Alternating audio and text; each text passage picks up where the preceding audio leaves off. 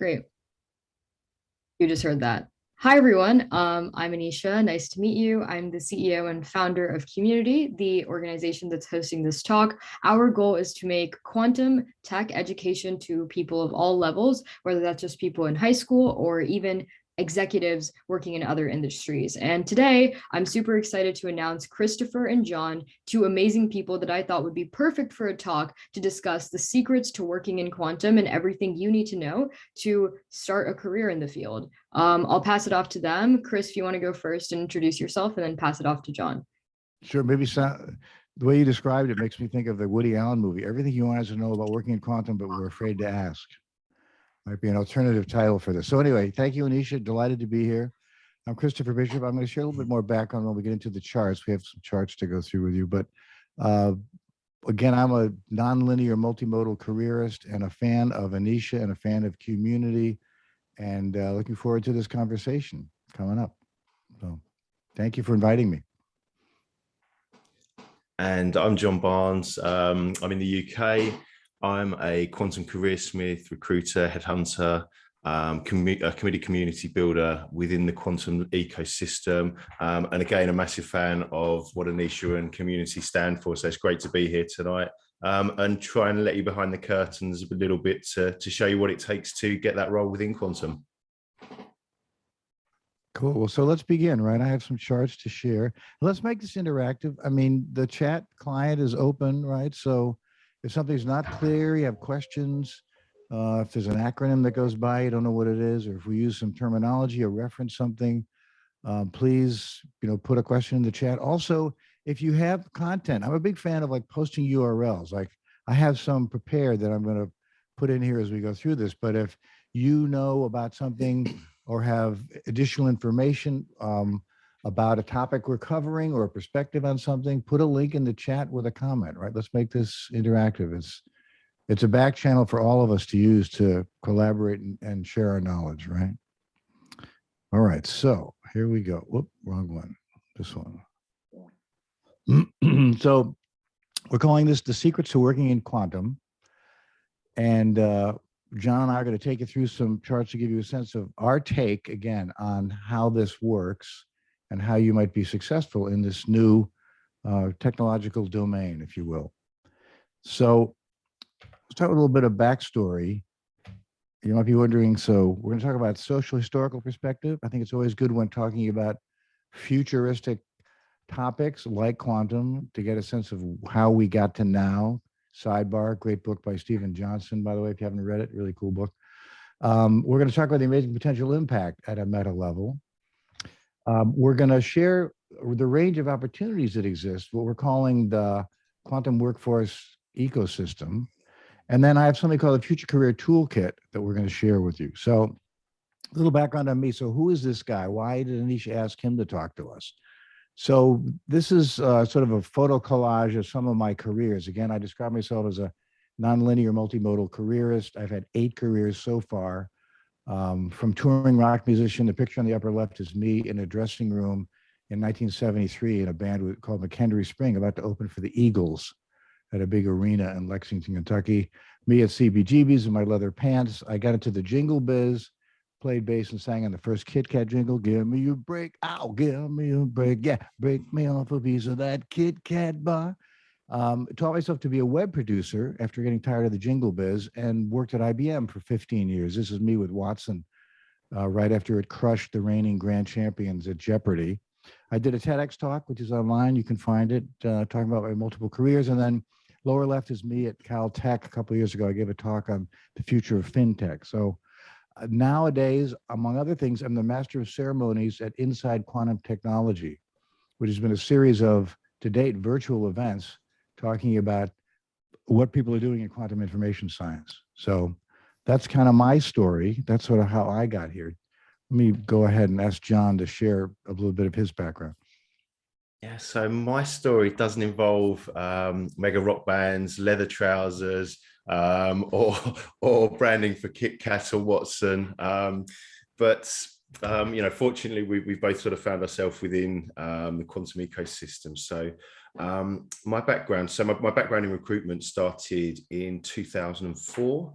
And like most people, I fell into recruitment. I don't think too many of us were sort of dreaming of it as school children. But once you get into it, there are certainly perks to the job.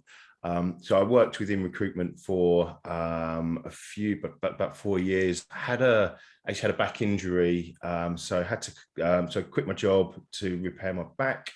And that was on the Friday. The following Tuesday was when the markets crashed in 2008. So I had to get a bit more creative about my career. Became a director of business development at a local football club. We run Sportsman's Evening. Hi, how you doing?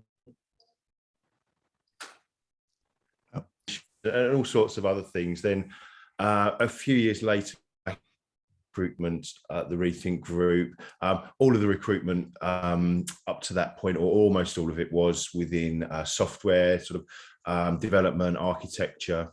Then I created my first company, Prefecture Associates, where started off focusing on, still on IT, still mostly on software, until one day I had a call from someone asking them find their quantum computer and all the related subsystems. And that started a bit of a weird and wonderful journey, a lot of learning, and as much learning about how the recruitment perspective in quantum is different to anything I'd seen before, alongside learning as much as possible about quantum. And that led to the natural evolution.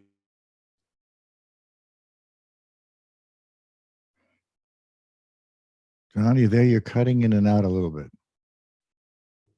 Have we lost you? John? Can people hear him? I can't hear him, actually. I can't hear him either. I think we might have lost him. So we could just give him a second. Hopefully he'll realize and just join back.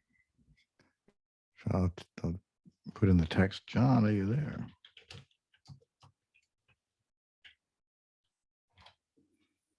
So John, we've lost you. Maybe log out and dial back in. Oh, okay. So that's John, not to cut him short, but let's move on. I want to take a step back and think about work at a meta level, right? So again, I do these kinds of conversations in various settings. I'm a fan of the history of work, if you will. So the idea is the concept of work itself has been constantly reinvented since we were hunter-gatherers, right? And it's always driven by technology, whether it's like a spear in this case, or some kind of headdress that allows you to deceive the animals. But it's part of a process that's going on for literally thousands of years. We're going to get into some more detail about technology-related drivers. But so here's a cobot working with a human, right? So again, the thread is technology and reinvention of the concept of work over thousands of years. So I always like to do this pop quiz, I call it, as a way to start off the conversation. I ask you to tell me who might have said this quote and when it was said and about what. So any history buffs in the audience, you could shout it out or turn on your mic or type it in the chat. I refuse to issue a patent for fear it will put my poor subjects out of work. So the key here is subjects, right? So it's a monarch. Let me do it again with a gender bent. Forgive me for the accent. I refuse to issue a patent for fear it will put my poor subjects out of work. That was my imitation of a female British person. Okay, more hints. So the person who said this, I don't see anything in the chat, or no one's stepping up to speak about it, no problem, was Queen Elizabeth I. And she said this regarding a mechanized knitting machine, right, that was going to put people out of work. And she said it in 1589. So 430 years ago, people were worried about technology. The current genre might be, man, these cats don't have the chops, like the tech chops, to like deal with this new role model, man. What are we going to do? So this evolved into all kinds of movements. The Luddites, for example, you may or may not be aware of them. I was hoping John might speak about this group that went into textile factories and smashed machines because they thought it wasn't, machines weren't supposed to make material and fabric and weave clothing. It was supposed to be done by people. So people might say the same thing about AI or maybe robotics today. I mean, Again, that's the thread, right? Using tools that are new and innovative that disrupt how work gets done. So this is a bit of an eye chart. I'm not going to belabor it, but I just want to give you, for those of you who are interested, this is a terrific book called Technological Revolutions in Financial Capital. It's by a woman named Carlota Perez. She's a Venezuelan economist. She teaches at Oxford. She has YouTube videos, but she breaks down the last 350 years into 5 cycles of innovation, some kind of crash, and then a resolution or standardization or assimilation, right? So beginning with these mechanized looms, really 200 years after Queen Elizabeth refused to issue a patent. Railways, Age of Steel, she talks about, invention of the Model T totally transformed the travel ecosystem, if you will. When in 1908, when Henry Ford started rolling Model Ts off his assembly line in Detroit, farriers and blacksmiths got really, really nervous. Like, it was like, well, we really don't need people with those skills anymore. Thanks for stopping by. You better figure out something else to do. So we're in the age of information telecommunications, if you will, and quantum is sort of one aspect of that, right? So let's talk about the evolution of computers. So this kind of idea of putting together a machine, a physical device, if you will, that could help us solve, in this case, sort of mathematical problems, really, began with tools like the difference engine. I don't know if you're familiar with that. Charles Babbage designed this machine in London in the early 19th century that could add and subtract, divide, and multiply. It was never actually built during his lifetime, but it was a physical device that could do math. Fast forward to the 40s, and we have tools like Colossus and the bomb and ENIAC, right, using vacuum tubes. So I was going to offer John the opportunity to suggest maybe if his great grandfather had been a recruiter, he might have been soliciting people with skills around how to support devices that use vacuum tubes. Some of you may have never heard of vacuum tubes. Maybe rock and roll guitar players in the group might have heard of them, because that's a preferred method for getting big rock tones out of amplifiers. So anyway, vacuum tubes, and then the invention of the transistor and integrated circuit in the 50s totally transformed again how computers were put together and serviced, and what kind of capabilities they had, what power they had, right? How they could deliver business value. And here we are today in the 2010s with quantum states, right? So from vacuum tubes to qubits, right? New set of skills that are required to be in the quote unquote computing space. And I have to give credit, the attribution is to Zapata Computing. Thanks to Christopher Savoy and team for this slide. Here's a quote from Bob Suter. Some of you may know who he is. I think he's spoken to Community before, actually. Yes, he has. The workshop is on our YouTube channel. Yeah, I know Bob from when I was at IBM. He's in IBM research. But this is, I think, a telling quote worth reading for everybody. Many industries are currently working with quantum computing, including banking, capital markets, insurance, automotive, aerospace, and energy. In years to come, the breadth and depth of the industries leveraging quantum will continue to grow. So somewhat a similar model to the World Wide Web, right? I think of the early 90s when everybody had to have a website to be on the internet, to be hip and keeping up with the times in terms of application of innovative technology. Then it became mobile, then social, then AI, use of AI. So here we are, quantum is poised to drive another set of transformations, although exponentially more impactful than any of the other examples I just cited, right? Has John returned? No, it doesn't look like it, huh? Okay, well, let me know if anybody sees him when he gets here. I'm hoping he'll rejoin. So you've probably heard of quantum supremacy, but I think it's worth reiterating as a jumping off point for what this technology could possibly do. So September 2018, Google's 54-bit Sycamore quantum computer performed a calculation in 200 seconds that they say that a classical computer was required 10,000 years to complete. Now, to be fair, IBM refuted this and said that their Summit supercomputer probably could have done it in 2.5 days. But still, the implication is the quantum supremacy, carrying out calculations that are impossible for a classical computer to render, right? This is one of my favorite quotes. So Richard Feynman, who was Nobel Prize when he won the Nobel Prize for Physics in 1965. He taught at Caltech and at Cornell. He was part of the Manhattan Project, actually. But he says, if you think you understand quantum mechanics, you don't understand quantum mechanics. Brilliant guy. All by way of saying, this is a morphing and evolving field, and nobody knows everything about it. Nobody, right? It's constant. We're making it up as we go, to be fair.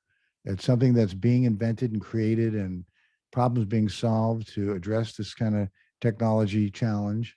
It's ongoing. So I say that to assuage fears of participants, right? This is happening now. We're figuring it out together as a community, Q-munity, and the broader global participation to drive understanding and adoption of this technology. So I hope that's reassuring to some degree. Let's talk about the problems that we solve every day. So sometimes calculations are challenging, but we can solve them in a reasonable amount of time. But there's a whole set of problems and two, right? Hard problems that are so hard, we don't even really think about how we might solve them. They're just sort of beyond our comprehension, if you will. So some of them, hey, there's John. John, you're back. Yeah, on a hotspot this time. I'm not sure what happened. Okay. Turning it off and turning it back on didn't work, so I'm running off a hotspot. So fingers crossed. All right, well, good. So I'm just forging ahead here. Feel free to jump in. All right. So I'm going to talk a little bit about sort of meta level problems that might be solved by quantum, right? So optimization comes to mind. Again, this has implications for logistics, for manufacturing, or transportation. The example I'm citing here is the traveling salesman problem, right? It's one of the most intensely studied problems in optimization, first formulated in 1930. The idea is describing an efficient route to travel around Europe. And you can see from these numbers of 15 cities equals, 45 billion possible routes. And then 20 cities gets into this ridiculous number, quadrillion, I think. So quantum in theory could solve this problem and address how you might solve optimization at a meta level across a range of verticals and disciplines. John, you want to? Yeah, I think one of the things with this actually is that there are companies actually making real world dents into these problems as we speak. D-Wave and Infinity Q with their annealing technologies, they're actually making this happen. There was a program with DHL where it was estimated they could save $1 billion per year in the US just by having the correct or optimized routes. So that's something that I think we're actually seeing already. So when people look at quantum computing as future technology, of course that's where the big payoff is. But there are things happening now that are actually making a difference. Yeah, I know another example too is I think Volkswagen has been using it to optimize how they paint cars, right? Like what cars get painted which way in the assembly line. So, all by saying, yeah, this is going on, early days, but they're applying this, a quantum technology to drive optimization. Another example, drug discovery. So the ability to create models of complex molecules is limited by classical computers. They can only go so far, and then it becomes too difficult, beyond the realm of what, again, classical computers can do. So quantum, in theory, applied to drug discovery and drug development might create a cure for cancer in our lifetime, or other genetic diseases, Alzheimer's, might help us prevent the next pandemic or more rapidly find a cure or a vaccine. This is going on. And John, you were saying there's examples you've encountered recently. Yeah, so just this week, actually, I was speaking with a company who are working towards using quantum algorithms to sequence DNAs in ways that couldn't even be imagined with classic models. And it sort of got me thinking, that could this be or could this lead to having individually personalized medicines within our lifetime, and what the possibilities around that are. Take a future pandemic. We don't all have the same vaccine. We have one that's tweaked for us, and obviously that would also mean that it's created, produced, and distributed far more rapidly. And it would be tailored for you as well, so it'd be far more effective. And the possibilities there, I think, given our current circumstances, I think are particularly relevant. Yeah, no, that's great. Let's talk about finance, right? So there's a lot of focus in financial services, right? I don't know if any of you know Will Zhang, but I highly recommend you at least follow him on LinkedIn. He's a brilliant young scientist, and he's the head of quantum research at Goldman Sachs.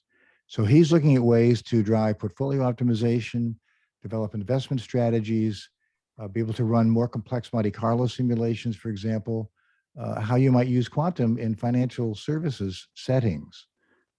And he publishes periodically, and I think he has a blog. Actually, has a personal website where he posts information. So I encourage you to connect with him, Will Zhang.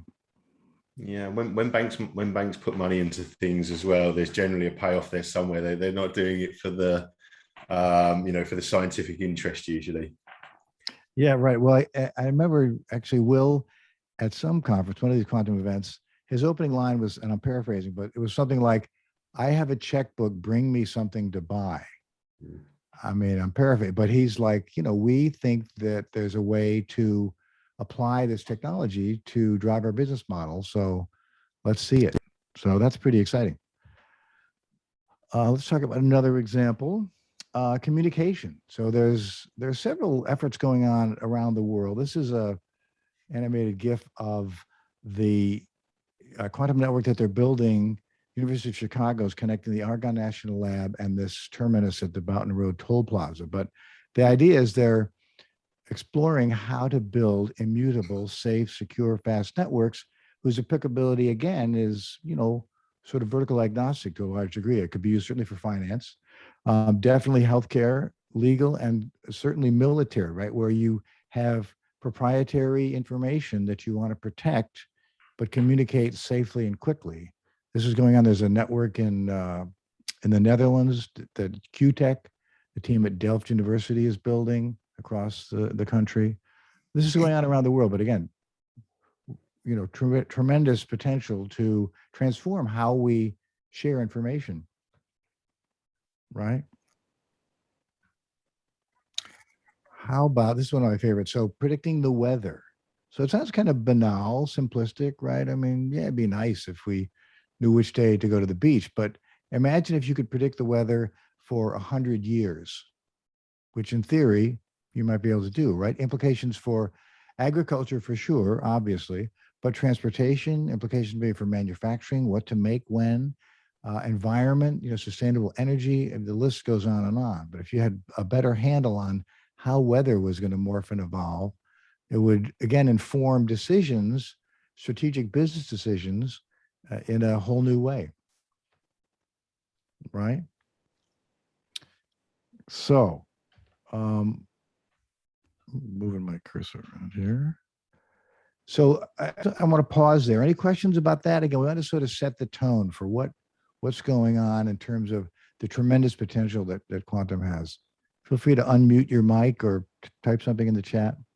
Again, we're excited, keeping in mind that this has huge potential to transform how we live and work, the risk of waxing philosophic. Okay, so how can today's learners contribute and by implication workers? So John, we shared this conversation earlier. I want you to share this slide as someone who's you're in the cruel crucible of the marketplace. I think so. One of the things I'm often asked to contribute on is the transition from academia to industry and the differences between them and similarities. And I think it's crucial that academia and commerce or industry work together for the greater good, because they both have important roles to play and they both have a different function. But I think one of the easiest to grasp fundamental differences is that within academia, you secure money to perform science. Within industry or commerce, you perform science to get money. So there's a sort of a juxtaposition there. But I think alongside that, the workforce, it does require both of these performing at their maximum for us to really maximize the benefits of all the cool stuff we're working towards. Yeah, I can think so. And you had said you had a great quote before. Please share that about money and science and in this Yeah, I case, know that we're in the I quantum. said it. Yeah, so that the difference between academia and industry is that in academia you get money to perform science, and in industry you perform science to get money. Yes, that's a great quote. I love that quote. So again, perspective. Um, this is designed to show you how, to John's point, you take technology to the market. So these are, clips from computer ads from sort of some from the 50s, 60s, 70s. But the idea is innovative technologies, in this case, computers, sort of personal computers, if you will, and ultimately business computers, has to be described, has to be created, certainly, but then it has to be marketed, it has to be sold, it has to be supported and serviced. Someone's got to write articles about it, someone's got to write ad copy for it, someone's got to create advertising for it. So again, in terms of quantum, to give you a sense of, it's no different with quantum, right? Whether it's Isaac Asimov touting Radio Shack computers, he's trying to drive understanding and adoption of a new technology, and this is probably in the 60s, right? And brands will come and go is the other message from this set of screen grab. So who ever heard of Royal McBee Corporation, right? The one in the middle. Compact, mobile, low in cost. Looks real mobile, doesn't it? The guy sitting at the typewriter. I mean, the Royal Precision LGP30 electronic computer. So anyway, someone wrote this copy and took these pictures and built these ads and had meetings about how do we sell this technology. And I think really germane is the ad in the upper left. So Microsoft Multiplan, right? The idea is it drives business models. There's a use case that's going to improve efficiency, leading to better management decisions. So at the end of the day, that's what's important, right?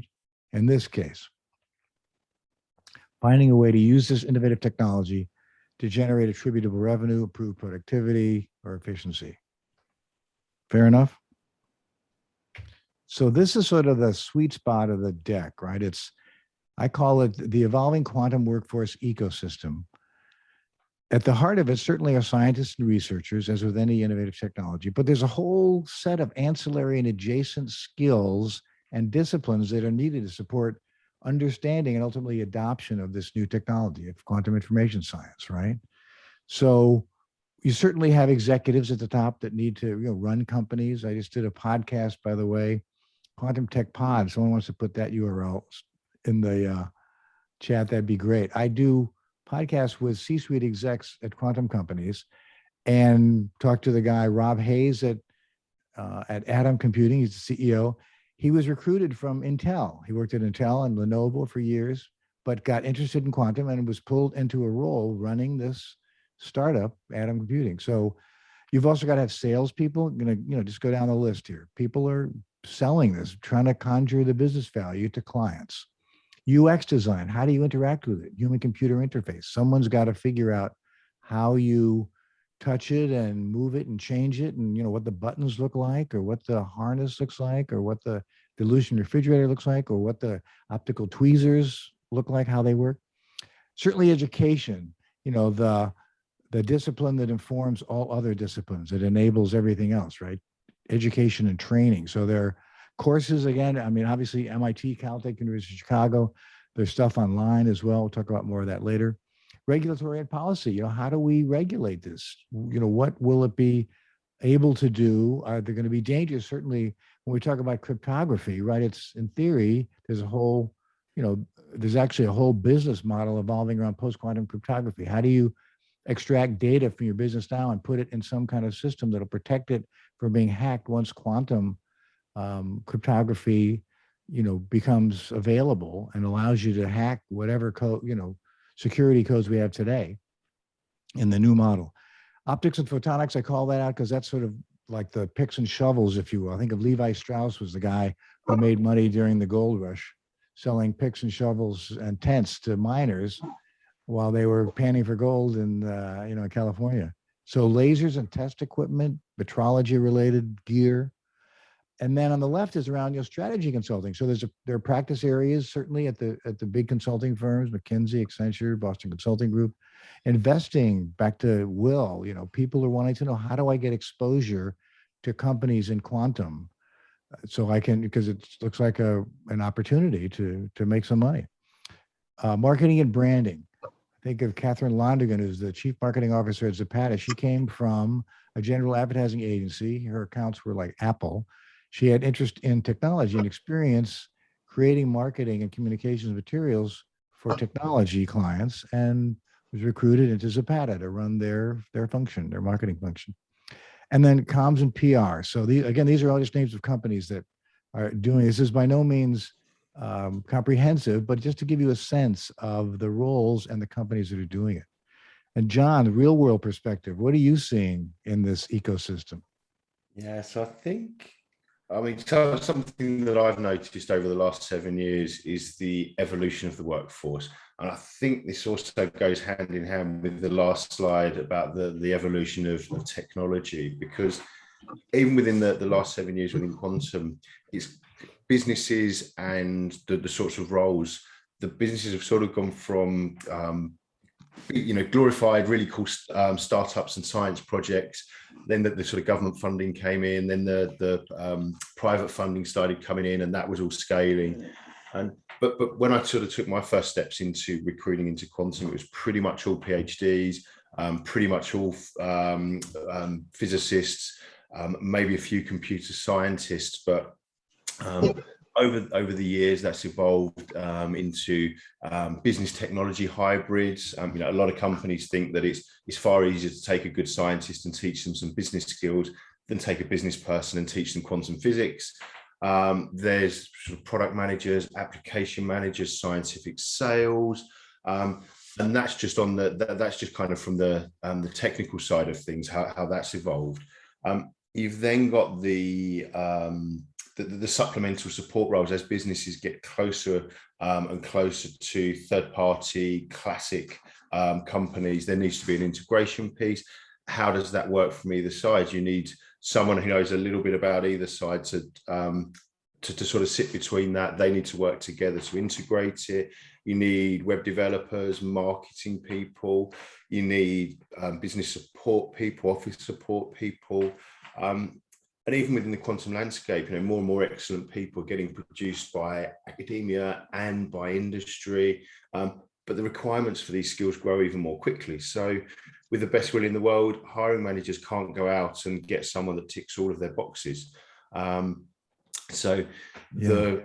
sorts of roles that will come into play in the future, we may not, we're unlikely to even know what all of those are at the moment, because there's so much novel technology out there. By definition, that's things that we can't yet see. So, and I think that one of the stimuluses that will have quite an interesting impact is if you look at companies, as more and more companies are going public and getting investment and coming under greater influence from those outside of the scientific community, how does that look like? Do the companies keep that essence of what they're trying to achieve, but just sharpen up the business practices, or do they revert to a more traditional business model and a company that just happens to do some science? And that'll be interesting to see how that pans out and who kind of wins the race with that. I think there's been some interesting stories just this week that'll prove good test cases for it, whether it's IonQ completing their SPAC, Rigetti starting their SPAC, or even D-Wave, who are looking at adding ultra-cold technologies to or superconductor technology to their annealing technologies. So it's an interesting time, and that's just from this week. Yeah, really. Well, so let's talk about what I call my future career toolkit. John and I have talked about this before. This is something I developed based on my 8 careers. I looked to codify consistent sort of processes and approaches that I use to go from one career to the next. I broke it into 3 tools: voice, antenna, and mesh. And we're going to talk about the quantum implications for this toolkit, right? By the way, I have a LinkedIn Learning course called Future Proofing Your Data Science Career. And about 20 minutes into it is an acted out scenario of the toolkit and how it works. I did it with the producer kind of on a whiteboard showing people how this works in a real world setting. So let's talk about the first tool is voice. So this is sort of defining your focus, thinking about what areas you're interested in, what skills and experience make up your personal brand. It's, product definition, if you will, lots of ways to think about this, but it's like, what's your voice, and keeping in mind it will change and morph over your work life. So here's an example. Say maybe you're interested in communications, you're studying journalism, writing, branding, marketing maybe, but you're also intrigued by quantum machine learning. So you might want to be investigating solutions leveraging AI. John, you want to say something about this? Again, tied to resumes, I guess, or how you represent yourself to a potential hiring manager. Yeah, I think so. Obviously, this is your baby, but how I kind of conceptualized it was that the voice relates to probably the most important question that I ask candidates when I speak to them, and areas that it's good to frame, and that's the first point of call is understanding what you're interested in, where are your passions, where are your goals, because within quantum there's pretty much, it will touch on everything that you can experience, whether that's the case now, perhaps not, but in due course. So if you know where you want to get to, then you can plot a map to do that. So it's not just about, jumping through other people's hoops. You decide where you want to go and what you want to do. And that voice piece really resonates, and I think frames that type of the conversation. Yeah, great. So the second career tool is what I call antenna. And the objective of this is to find sources where conversations are going on around the topics you teased out in the voice exercise, right? Pick a range of sources, media channels. It can be, an elite newspaper. It can be TikTok. It can be Clubhouse. It can be the Harvard Business Review. Wherever these conversations are going on, and I ask that you find a source and then describe it and then put some longitudinal perspective around it, right? Frequency. How often are you going to check this? And this is just a starter set. The idea is, the good news is there's a lot of sources of information today. The bad news is there are a lot of sources of information today. So the challenge is, rationalization, doing triage on the deluge, on the tsunami of information. So there are just some examples for communications. You might look at the Zapata website again every week to see what their updated content is. They have interesting marketing communications content there. IBM Research, that site is fantastic. Actually, Anisha, maybe put that URL in the chat. They have really interesting content and use cases, case studies, real world examples. They talk about Qiskit, right? They talk about their internship programs, lots and lots of data around communications. And then quantum machine learning. So quantum AI is a big focus at Google, and they have a really cool website where there's lots of data, again, updated. They have a community there.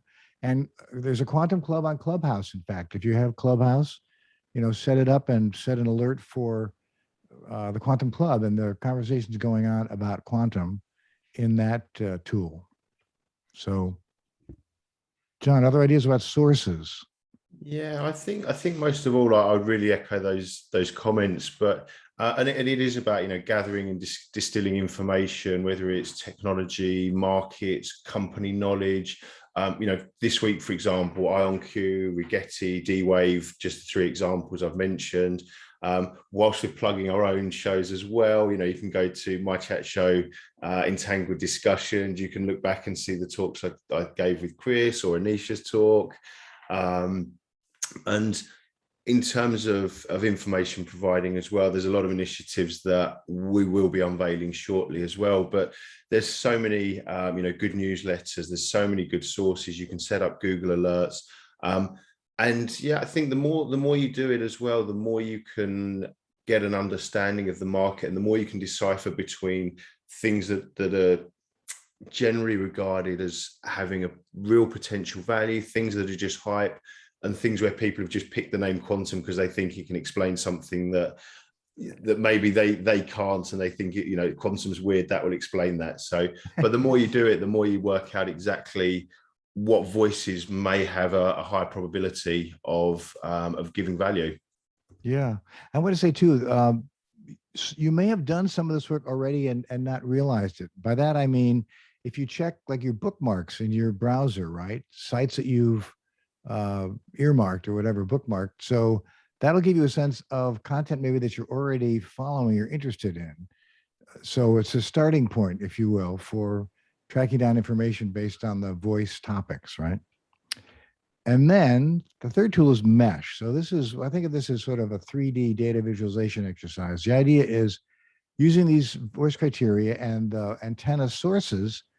I encourage you to pick 1 to 3 people to connect with based on your shared interests. And my admonition, especially to university students, is make this a job. And even people looking for work, right? If you're looking for your next opportunity in quantum, if you get to Friday at 5 o'clock tomorrow and you haven't done this, you haven't added 5 people to your network, stop what you're doing, step away from whatever, log out of eBay, and go on LinkedIn and track down people, put in some Boolean parameters based on the voice exercise. And maybe it's Google plus AI plus retail, and see what pops up and find somebody to connect with. And again, do it every week. It's the kind of thing that never ends, right? It's not like you wake up on Tuesday and go, okay, I got my network sorted. I'm chill. I can relax now, go to the pub. It's like, no, this is an ongoing, lifelong process. That's how you need to think of it. That's how you need to embrace it, right? And the other thing is to find a group to join.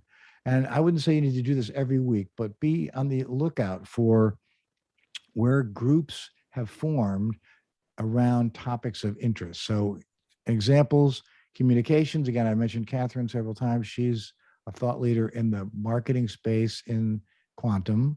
So she's someone you could reach for, at least follow, right? You can always follow. She may not connect with you on LinkedIn, but you can at least follow her, or look for people like her, right? When you bring up the LinkedIn results, it'll say people also looked for, and there'll be a list of people on the right-hand side. And quantum machine learning, this gentleman works at Quantum ML Research at Alphabet. He'd be someone to reach for, try to connect with. Again, the idea is it's a numbers game, right? You want to get on as many people's radar as you can.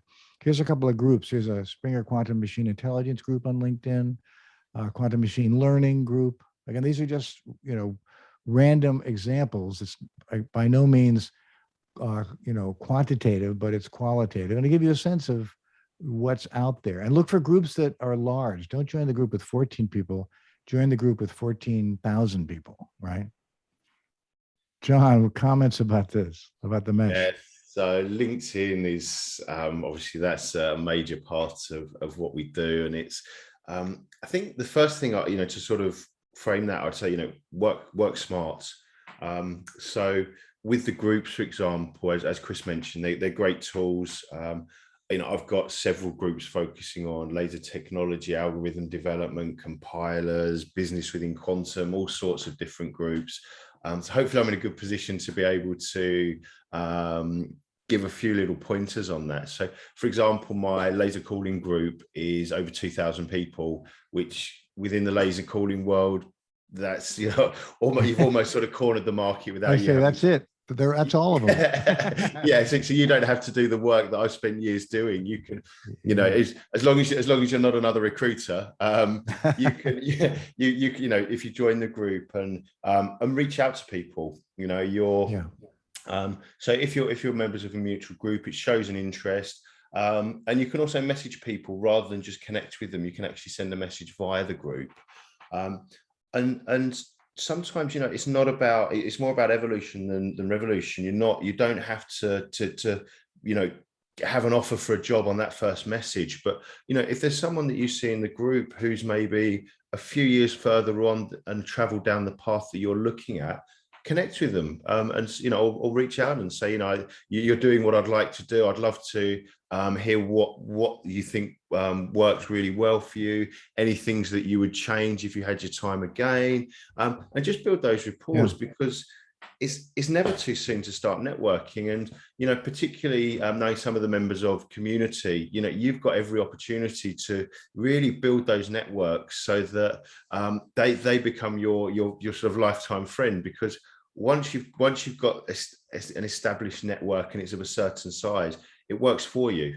You pull people towards you by that network, even without doing anything. So the more you do, the more that comes back. So it builds momentum. So I think that's that's definitely a really powerful tool. And also, the more you do it, the more you get to learn how to communicate with the sorts of people that may be hiring managers in future. You turn them into humans rather than sort of demigods. So you sit in an interview and you think, well, actually, this is just like the person who I've been speaking to for the last 2 years. It's not so frightening.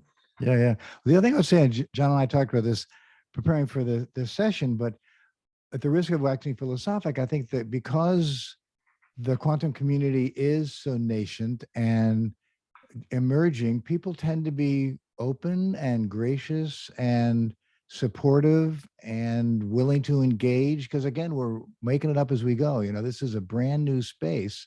So I think generally, compared to, say, looking for a job in automotive or whatever, a traditional vertical or industrial setting, quantum has a unique quality, I think, in that people are like, yeah, this is exciting and it's new, and we're delighted to be in this new space, and are generally more open. I mean, that's a simplistic statement, but I think it's really true. John, would you agree? It was saying that was one of the biggest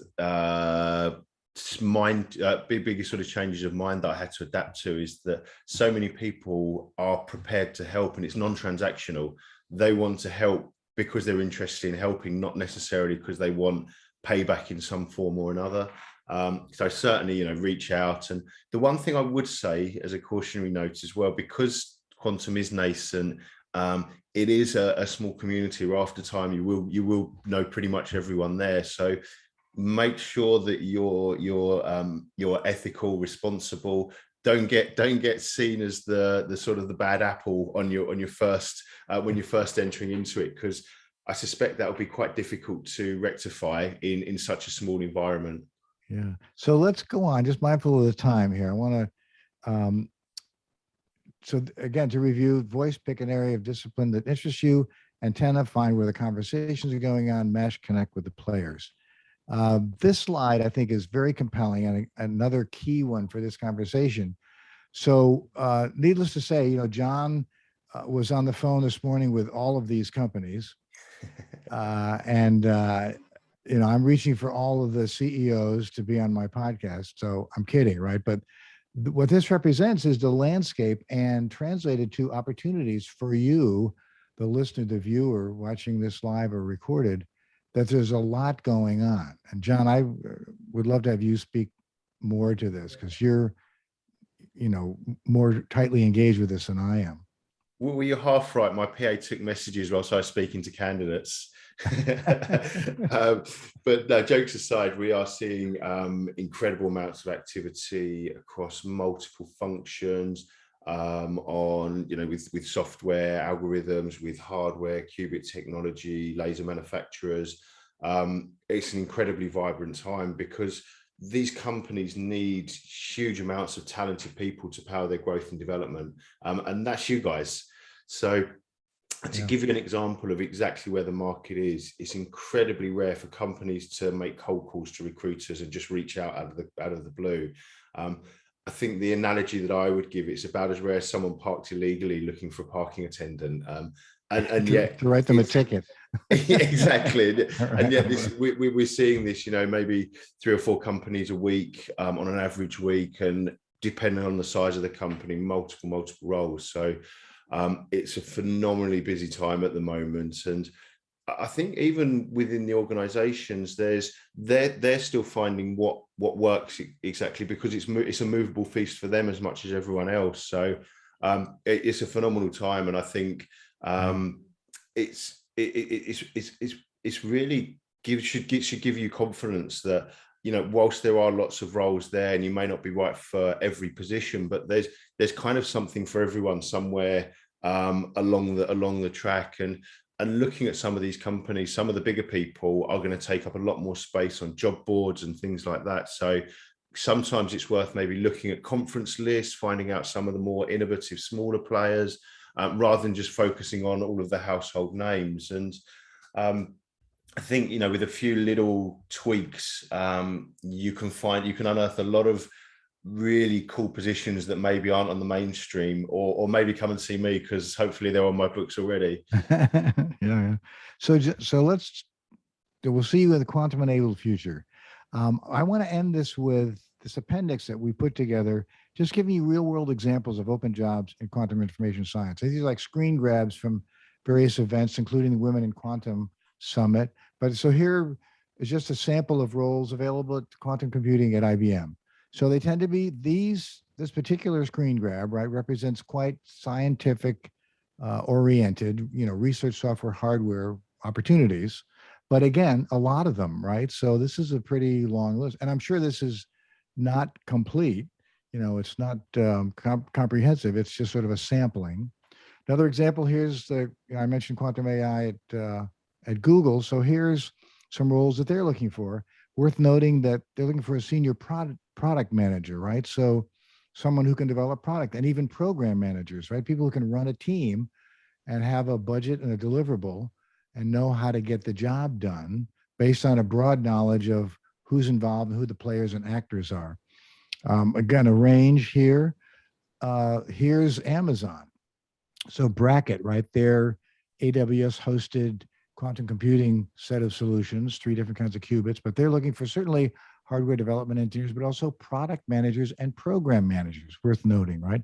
Product marketing at the bottom of the screen grab, right? So it's, there's a range, back to our constellation chart, right? Our ecosystem chart. Here's QCware. So certainly quantum chemist, software engineer, but also director of product management, director of marketing. Again, a range of disciplines that are needed to make these companies be successful.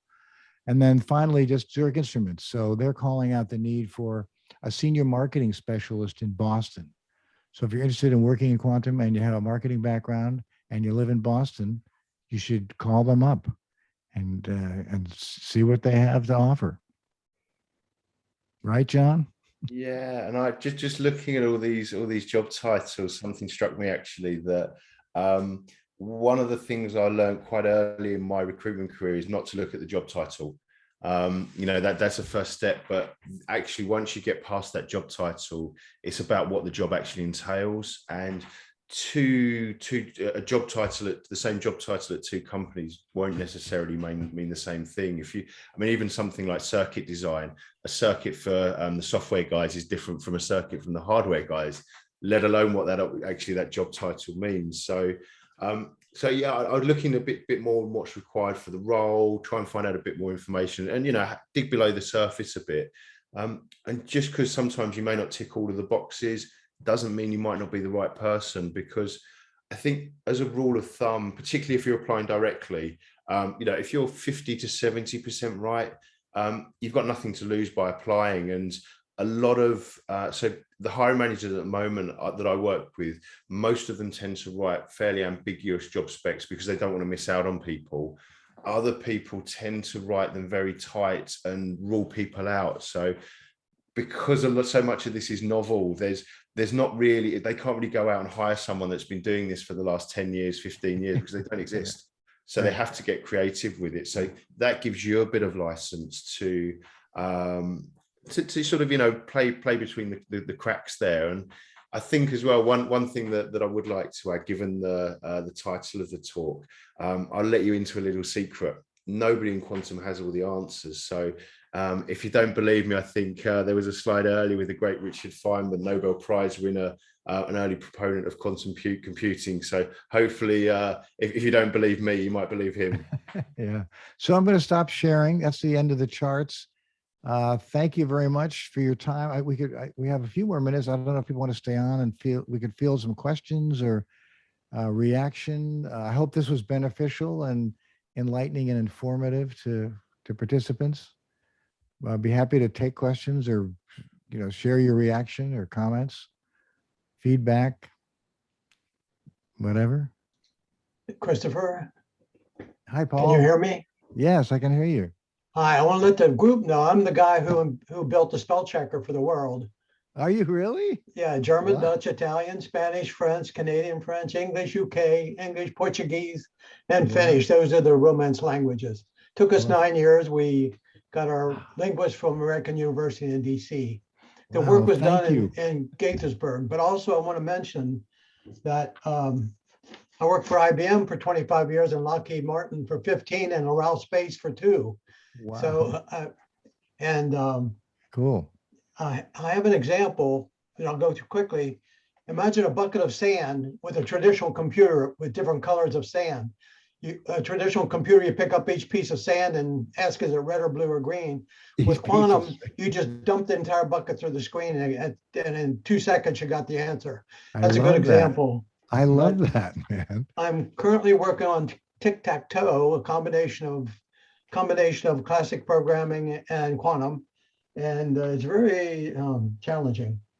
Very cool. I also invented the tablet, writing on the tablet, my invention Really? from IBM Research. Yeah. I also did visualization of complex processes to visualize them so that you can train people very quickly.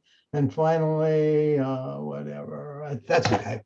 Well, so Paul, first of all, we should connect on LinkedIn. And I want to say that to everyone, all the 29 people on this call, let's connect on LinkedIn. Please reach for me, send me a connection request, Christopher Bishop 123. Maybe Anisha could even put my link and John's in the chat. But so, and Paul, do you have links to any and all of that stuff you can share, put in the chat? Like, and thank you for inventing the spell checker. Wow, man, what a lifesaver. I wish I could show the group what I have on my desktop here. It'd blow them away. It'll blow you away. Yeah. Well, let's do that at a follow-on session. Anisha, duly noted, right? Let's get Paul. I want to come back and see. I want to see his screen. It's written down. I want to see his screen. And we have it on recording too. So. Yeah, cool. All right, Paul, you're on the spot, man. Paul, we are connected on LinkedIn. I didn't know you invented the spell check. So yeah. So, here's a question. So from Alexander, would you recommend someone go for their master's, PhD first, or apply directly out of their bachelor's in physics and math if they want to work in application of quantum computing? Great question.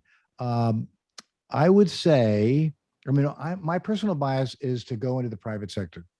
Again, having worked at IBM for 15 years, that's where you make a real difference, with all due respect. So if you're comfortable, going into a business environment, I would encourage you to do it. That said, if you have a real passion, you want to get a PhD or have some research you really want to do, then you should definitely do it. It's a gut, trust your gut. Your gut will tell you. But again, back to the constellation/ecosystem chart, we need people with all kinds of skills to get in sooner than later. So if you think you have a skill that's marketable and you're interested in working in the private sector, and the other thing is you can always go back, you can get a PhD in theory, after you work in the private sector for a while. That's a typical consulting model for sure. Get some business experience, and then that'll inform your research perhaps, and you'll have a network you can leverage. So that's my 2 cents. John, what do you think? Yeah, I think with these sorts of questions, really the devil's in the detail. So it comes back to what I said before about what are you interested in? Everyone's got slightly different goals, desires. Exactly. Yeah. If you work that out, you can start plotting the path. So if you're looking to, for example, have real world applications that you see come to fruition in your own lifetime, that's more likely to be funneled by industry than academia. But within industry, as a computer science grad, you could go into a company that's just got you there doing something pretty mundane for you, or you could go into a company that you're working with fantastic people, there's a great learning curve, and you're getting fast tracked into some really cool stuff. So those sorts of things, don't just look at the job spec, speak to the hiring manager, the CEO. Perhaps the CEO is someone that really inspires you and you think, yeah, I want to work for this person. That could, that's often a bigger thing than the salary aspect. So there's not really one right or wrong way necessarily. Right. Yep. It's about finding what's right for you, and doing that due diligence piece is really, really important to getting the right dynamic and the right fit for yourself. That would be the first, the most important thing I can reference. After that, there's some more sort of subtle nuanced things, but I think if you pick, whether you pick the right company and group within industry or the right PhD, there's probably not a really bad route to go. It's just make sure you don't pick badly, and you pick what's right for you and what you're interested in, what you're passionate about. Yeah. So John, Michael is asking, how can we reach out about careers in quantum? So I'd say send you an email, right? Want to put your email in the chat? And Yeah, I responded whilst I was talking, but I'm not. I oh, you might have did. sent it to someone individually. I'm not sure. I was a bit rushed, but yeah, please reach out to me on so LinkedIn, John Barnes, entangled positions, or John at entangledpositions.tech is my email. And what we can do is actually have a conversation, a consultation, look at things a little bit more specifically, maybe give you a bit of coaching or find you some roles if they're on our books. And also hopefully provide you with some content from previous talks or other events, or point you in the right direction. But yeah, the ideal thing is that we will have the right role for you. And John, here's another question I think that you would be better suited to answer than me. This Kartik says, I'm a PhD researcher working in an area of quantum theory that isn't QIS. I'm trying to figure out a path into quantum computing industry, preferably with a focus on hardware and quantum engineering. Does it make sense to switch fields before or after a PhD? So you've had more interaction with PhDs than I have for sure. So what do you think about switching? Yeah, I think, well, the one thing I would say when it comes to commercial roles, it's about the right opportunity at the right place at the right time. So some of that is within your control, some of it isn't. So I think the important thing is to, if you've got that goal, there are companies that maybe cover more than one discipline, and that gives you an opportunity to transfer from one area to another. You may have interdisciplinary teams where your skill combines with someone else and you're working in that same team. It makes your learning curve easier. I think as well, there's an element that you can kind of create your own destiny a little bit, because there are a lot of people that I speak to that want to be in quantum but aren't quite ready yet. But they're taking, Qiskit courses, qubit by qubit, or working with community to upskill. And actually, these sorts of things that hiring managers, the right hiring manager will notice, because you're showing real ethos, a real desire to get into the quantum ecosystem. And if you've been sort of plugging away at that for 2 or 3 years behind the scenes whilst working something else, that's a good indicator that that's where your heart is, that's where your passion lies, and you're doing what you can to make that happen. So don't underestimate the sort of personal aspects of that as well. In terms of whether to sort of the binary question of whether to transition after the PhD or not, again, it really comes back to what do you want to do? How do you want to go about it? But the due diligence piece can help you find those right answers. And as I say, we can discuss in more detail. Yeah, great. So here's a question. Rashik says, any specific advice for what high schoolers should study at undergraduate to enter the field? So I would say, I'll take this first, but I would say, again, it's back to kind of what John was saying, what area are you interested in? Finding your voice. What are you passionate about? And the chart on the ecosystem, right? So I would say if your passion is writing and journalism, then study journalism with the idea that you take a course in technical writing, or do some technical writing on the side, or write a blog, or post something on Medium to kind of flex your muscle, get your chops together. Because again, there are lots of ways to get into quantum from high school, depending on what discipline you're interested in. You don't have to just study physics. You could study entrepreneurship, study journalism, study courseware around education. Again, lots of different ways to get into it. Rashik, does that make sense? I think one other thing I would add as well is that the younger you can get into quantum, the better, because quantum's so different to classic physics that the younger you are, once you have your head sort of molded into that quantum shape, the better, because the less preconceptions you've got. And I always think it's harder to unlearn things than it is to learn things at that time. So the sooner you can get into it, the better. And that goes for whatever age you are. Yeah. And Anisha posted in the chat, so this is some subject matter that is certainly tied to quantum, very common majors. Great advice. But again, I would say cut a broad swath. The idea is, you don't have to be a physicist to be involved in quantum. You can be interested in lots of other disciplines. It's going to take a team, a community, a Q-munity, to drive understanding and adoption, simply put, right? And even areas such as quantum biology has got some really interesting things happening. The chemistry applications that are being looked into, and even from the optics, the laser side of things, spectroscopy, fluorescence.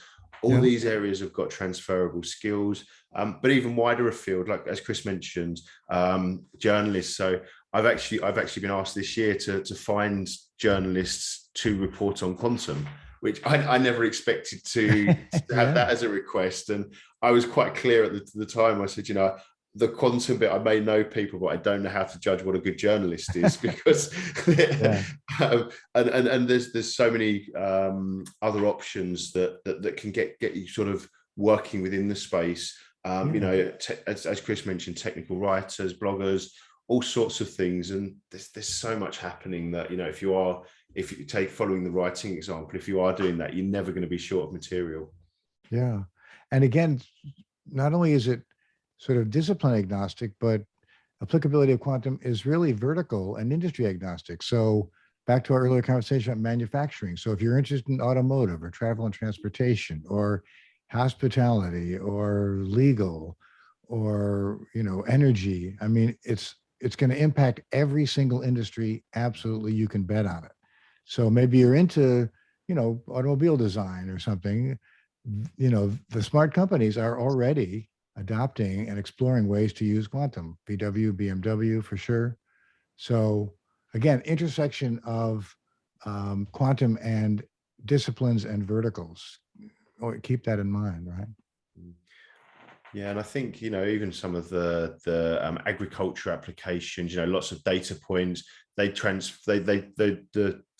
theories behind that translate quite nicely into traffic solutions and things like that. So there's lots of different crossovers. And if you think quantum is the physics that kind of underpins everything, so it naturally impacts everything on a macro level. And the challenge is we need to evolve the technology to be able to work on these problems, but the potential is there. Is the limitations is what we know up to this point or what we've discovered. Yeah. So that's a challenge for you guys out there. Any other questions or comments? I know we've run long, but I think it's been a great conversation here. Anisha, are you good? Yeah, I mean, if there are no other questions, we could just end it. Thank you all for coming and staying late, for those of you who did. Obviously, if you have any other questions, John and Chris have sent their emails and their LinkedIns in the chat, so you can contact them there. Or let's say you totally forget about all of that, you can email us at hello@qmunitytech, and we will make sure that the message gets to them. Yeah, thank you both for speaking. And of course, if you guys are interested in going further with quantum, we have a Quantum 101 class coming up in January that you might be interested in, and an upcoming Quantum Intermediates course, which is launching this month. Yeah. Cool. Great. Thank you, Anisha. Thank you, everybody, for joining. It was great to be with you. Oh, hi. I have a question about the Quantum 101 course. Yes. Are you a part of? Are you familiar with the meetup of Harrisburg Quantum Computing? Is that with Terrell? Yes. Normally he has a Quantumapalooza website, like with like all different schedules of quantum meetups. The question which I have is, are you going to put it directly on your community website? Or are you going to sort of put on the quantum? How can I keep track of these courses? Yeah, so it's actually on our community website. It should just be one of the first links when you get there. I can send it in the chat right now for those of you who are interested. It's right on the top bar when you click on qmunitytech. And if you subscribe to our mailing list, we will also be sending updates there. Okay. Cool. Great stuff. Well, thanks for hosting us tonight, Anisha. Pleasure working with you as always, Chris, and looking forward to plenty more. And thanks to everyone for attending. And feel free to reach out via email, LinkedIn, sign up to any of the groups I've got and come along to Entangled discussions and the other events that Chris and I and Anisha regularly attend. Yes, definitely. It's great talking with you all. Bye. Thanks. Bye. Yes, bye-bye.